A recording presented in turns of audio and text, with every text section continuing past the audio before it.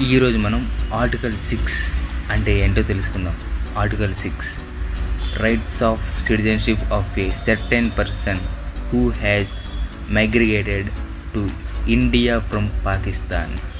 అంటే దీని అర్థం 1949 జూలై 19న ముందు భారతదేశానికి వలస ఎవరైతే వచ్చారో వారి తల్లిదండ్రులు కానీ లేదా వాళ్ళ అవ్వాతాతలు కానీ ముందుగానే మన ఇండియాలో జన్మించినట్టయితే వాళ్ళు భారతీయ పౌరులు అవుతారు.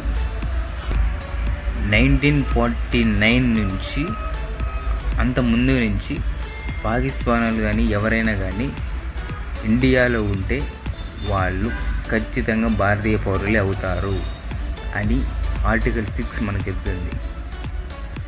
ఇండియన్ కాన్స్టిట్యూషన్ గురించి ఇంకా క్లియర్ తెలుసుకోవాలంటే